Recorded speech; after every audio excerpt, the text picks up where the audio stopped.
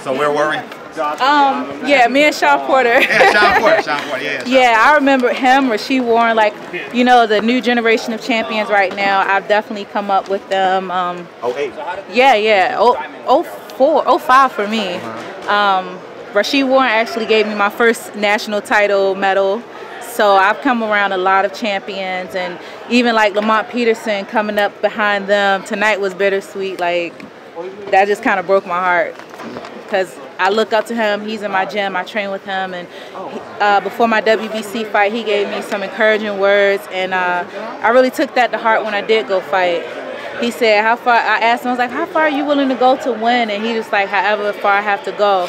So I just kept that in my mind, and it was just, yeah. How do you get more exposure to women's boxing? Kind of like how rappers, they get features with different artists that might be hot. So like I collab with other women, I lift them up. Like I said, me and Clarissa are working together. I've also worked with Raquel Miller, Tierra Brown, Nydia Feliciano. Like I work with everybody as far as design and just talking, you know. Gabriel, what's her name? Hannah Gabriel. I've never met her personally, but she knows who I am and shouts me out. So I just try to be be an ambassador. I was that as an amateur, so I try to take that into professional. Like I'm cordial with all women. I can't say like everybody's my best friend, but I try to be respectful to everyone. And what I do personally to lift up women's boxing, how I carry myself. I'm not perfect, but I'm a Renaissance woman, and that's how I brand myself. We're beautiful, we're strong, we multitask, and we get it in the ring. So I think that should be represented. Do you think they should change around the minutes to 2 to 3? I mean, a lot of us have advocated for us to have longer rounds, but they said science. Like I went to the WBC convention, and they said science said it wouldn't work. So I mean, I'm cool. I train 3 rounds. Whatever they want me to fight, I'll fight. I'm comfortable. Should they change it? I don't know.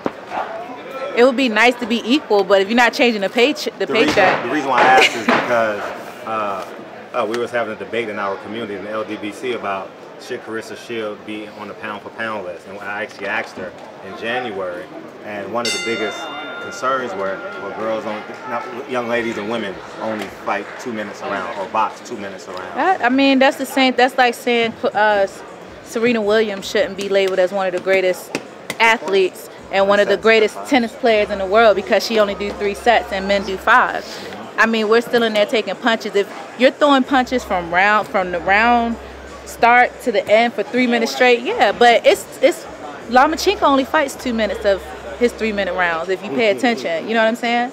And we go out there and give it 100%. You rarely see a women's match when they're just standing there looking at each other, trying to figure each other out. We're out there fighting. Like, a punch is a punch. Does that raise your blood pressure when you see Lomachenko come in here with 12 fights? He's a world champion, considered pound-for-pound best. You've been here representing America, got all the medals, all the hardware, world champion, and still the recognition still isn't there? Well, Lomachenko definitely has the pedigree. I cannot take anything away from him.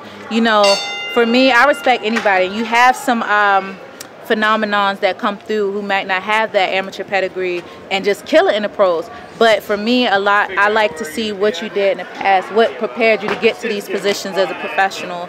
And Lomachenko definitely earned his stripes. Pound for pound, I don't know, but he's definitely earned his stripes. He did something no one else has done. Won a belt with 3 fights, if I'm correct. So I can't take anything away from him. He's legit. What's your take on Deontay Wilder? Deontay and I were on the team, actually. And when he was fighting, he fought for his daughter. So he was the least experienced. You know, we kind of gave him crap because, like, you can't even fight, you know. But he fought with passion. He fought with his heart, and he went out there and got a medal. And, you know, that changed the perception. It's like, okay, yeah, he's not the most technical. But to see him from then at the OTC to now, he believes. Like, he definitely believes, and he made the world believe, and that's what it's about. Yeah, he don't have the best style that people are friendly or like, but he's the truth. He's going to find a way to win, especially with that Luis Ortiz fight when he got clipped and like, oh, God, he's about to go. But he stayed in there. He's built like that, and he fought for his daughter, and I'm proud of him. Top 5 women pound for pound. Marcia Riker and with currently? I mean, I guess if you got to go by credentials, you have Cecilia, you have Clarissa, you have definitely Katie Taylor. I don't know. You're afraid to put yourself on the list. No, I've been in the amateurs. I've won multiple titles. I mean, I'm a pro now, but I'm proud of what I've done. I've won multiple titles at 154, 178, 165. So I'm a pound for pound amateur champion. I think I can hang with anybody. I'm Big Mama. Like, I can hang with anybody. What's your thoughts on reaching the I'm gonna beat her if I fight her. Like, I think about her. Like, once they give me the contract and say that's who I'm fighting, everything goes out the window. I'm just focused on her and what I met her in the amateur. She used to sit in the audience when I'm fighting in the finals for my medal. So she already know what it is. She has to prove something to me. I don't have to prove nothing to her because she knows who I am and what I do.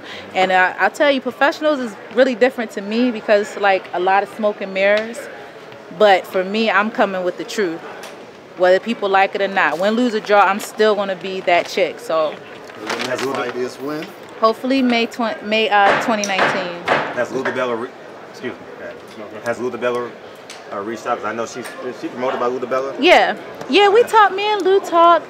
That's the beautiful part, that I'm very hands-on in my career. I'm self-managed. I'm unattached. So I do have cordial relationships with the promoters. I can call Lou and say, hey, what's up? You know, and we've been talking about the tentative show in May, and that's who I would fight. We've all verbally agreed, management, promoter, fighter. We've agreed to fight. We just have to get the correct platform that'll benefit everybody. And talk about being a free agent. Last couple of weeks, Deontay Wilder's made headlines by saying, I don't want $120 million, $100 million, whatever it is. I'm betting and believing on myself. And it seems like you fall under that same category. Can you speak to that? Yes, I definitely would say I fall under that category. It's invigorating, but it's frustrating because when you don't have a promoter, when you don't have a manager that's kicking money out or doing this, that you have to figure it out and learn on the job. You know, of course, I don't want to be put in a position to defend my title in another country because I can't get a fight at home. I can't negotiate a fight at home. So I like having my power. My only issue is if you're not going to bring something to the table more than what I've gotten for myself, then we can't do business. You're not going to come here after I already got the title, I already built my brand, and tell me, oh, you're worth this. No, you're going to come to the table and say, hi, Miss Crews Dezurn. I believe in you. I think you have this, but we can get that. That's what I want. That's what I really want. Your husband is actually a fighter. Right? Yes, sir. What's next for his career? And for those who don't know, let us know who he is. Yes, Mr. Glenn Dezurn Jr., the love of my life and my training partner. He's scheduled to fight in April, talking with his promoter, so he should be fighting in April. His last fight when he fought on Showtime, he actually ripped his shoulder. He already kind of had a shoulder injury, but in the fight he ripped it the second round. So he fought 6 rounds, nothing away from Joshua Greer because he's a sweetheart, but he ripped his shoulder, and for 6 rounds he fought his ass off. And he went to the fight and knew he was injured a bit, but he said he's going to try, and that's what he did. And the biggest fight he had was rehabilitation, and I'm so grateful and blessed that he's able to punch. He's sparring again. He's ready to fight. So in April, that's what we're gonna do. He's 9-2-1. He had to go the fast route, the hard and fast route. So we're just hoping just get 2 tune-up fights and he can just let it rip. You know, he's not a spring chicken. He's not old. But he saw Lamont tonight. He's just like, man, I gotta go for it. I gotta let it rip now. So that's what we're gonna do. And your social media. Just gonna say. Yeah. Oh yeah, I'm gonna talk you guys to death. If you keep me here, I'll be here all night. Yes. Please follow me on Twitter and Instagram at THEHHDIVA, the HH Diva. Franchon Crews Dezurn on Facebook. Follow